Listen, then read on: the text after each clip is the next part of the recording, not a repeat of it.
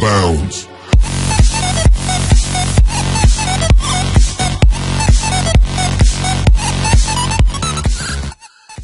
Buenos días. Yo quiero comenzar mi intervención haciendo dos notas aclaratorias. En primer lugar, una que quizá resulte un tanto políticamente incorrecta por el foro en el que nosotros nos encontramos y más en labios de quien explica Nuevo Testamento en este centro. Pero es que me ha tocado bailar con la más fea. Porque de entre las diversas Biblias que aquí se han expuesto, la mía se trata del último proyecto realizado y además de un proyecto que es inconcluso, que se ha quedado en algo amateur y por lo tanto no voy a poder ofrecer muchos datos, mucha documentación. Y en segundo lugar, aquí se ha hablado a lo largo de la mañana de la crítica textual y yo también aludiré a ella. Sin embargo, tengo miedo de que los alumnos de los primeros cursos no sepan a qué nos estamos refiriendo con esta denominación.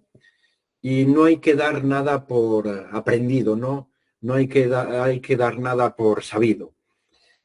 En el campo de la filología nos referimos con crítica textual a la ciencia que se dedica a examinar los manuscritos, la documentación antigua, con el fin de establecer la autenticidad de los textos, la autoría, de intentar fijar la historia del texto, cómo se ha ido reproduciendo y transmitiendo de generación en generación, y no solamente queda agotado en esto, sino que además intenta establecer la versión más fiel del texto que nosotros tenemos en manos.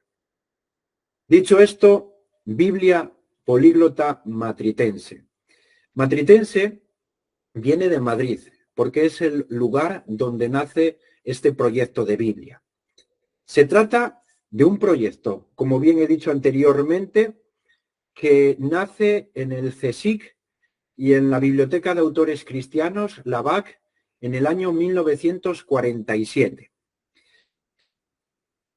Nace de un grupo de investigadores, de estudiosos, en su mayoría filólogos, pero entre ellos también contamos con varios teólogos, capitaneados todos ellos por el padre José Bover, jesuita, que entonces era consultor en la Pontificia Comisión Bíblica, y también por José Ibáñez Martín, a la sazón ministro nacional de Educación. Cabe recordar que la Biblioteca de Autores Cristianos había difundido dos versiones de la Biblia, la Nácar Colunga y la Bover Cantera, además de los comentarios de Maldonado. Esta Biblia, la matritense, estaba inspirada en los trabajos del cardenal José de Cisneros y también de Jiménez de Cisneros, perdón, y también de Arias Montano. El primero con la Biblia de Alcalá de Henares, la Complutense, de la que se ha hablado aquí anteriormente, y el segundo con la Biblia de Amberes, también conocida como Biblia Regia. Sin embargo, pretendía diferenciarse de estas anteriores por tener un carácter más restringido y más riguroso. Cuando hablamos de un carácter más restringido, nos estamos refiriendo a que la investigación había de reducirse en varios de los idiomas a la edición de uno o a lo sumo dos de ellos, dos fuentes previamente escogidas desde el punto de vista histórico. Y cuando decimos que tiene un carácter más riguroso, nos estamos refiriendo a una crítica más segura.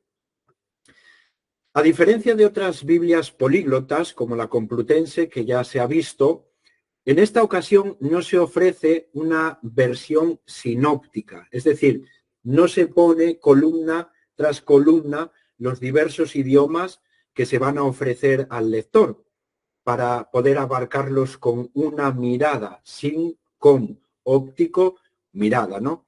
Sino que se estimó ofrecer un volumen por cada uno de los idiomas que se pretenden investigar, ofrecer, traducir, por una razón muy sencilla, porque eso iba a permitir ofrecer al estudioso un aparato crítico mucho más desarrollado y no constreñido como nos obligaría pues la versión sinóptica. Cada uno de estos volúmenes de la Biblia sería precedido por otro que pretendía ser una especie de introducción, de estudio o de tratado. De hecho, lleva el título de Textos y Estudios y fueron editados por el Seminario Filológico Cardenal Cisneros. ¿Qué textos integran la Biblia políglota matritense? Pues el texto hebreo, el griego del Nuevo Testamento, el griego de los 70, el Targum, el siríaco, la Vetus latina, la Vulgata hispana, el copto y el texto de la versión castellana. Si bien, vuelvo a repetir, que se trata de un proyecto inconcluso, por lo tanto, cuando nosotros acudamos a la biblioteca, no nos vamos a encontrar todas estas traducciones porque algunas de ellas no se llegaron a realizar. Vayamos ahora a ver algunas de las peculiaridades de este proyecto, dividido en cada uno de los idiomas que lo integran. En cuanto al texto hebreo, tenemos que decir que el proyecto nace en el año 1947, pero justo un año antes, en 1946, comienzan los hallazgos de Qumran, por lo que es pretensión de este grupo de investigadores poder ofrecer ya en esta traducción algunas de las riquezas que fueron encontradas pues, en estos manuscritos hallados en las diversas cuevas. Así, se hace uso de las fuentes masoretas y también de las extramasoréticas. En las variantes se da preferencia a fuentes no conocidas hasta entonces, como son los manuscritos palestinenses o los babilónicos, lo cual es signo de que se va haciendo desarrollar de esta manera la ciencia bíblica al poder tener acceso a estas versiones. Respecto al griego, se acude a las fuentes clásicas, que son estas que enumero en la pantalla, pues resulta imposible poder utilizar los más de 5.000 manuscritos que hasta entonces se manejaban sobre el griego del Nuevo Testamento. Respecto a la versión de los 70, se quiere completar las versiones de Cambridge y de Gotinga y se elige un texto básico, pero sin acudir a un solo manuscrito.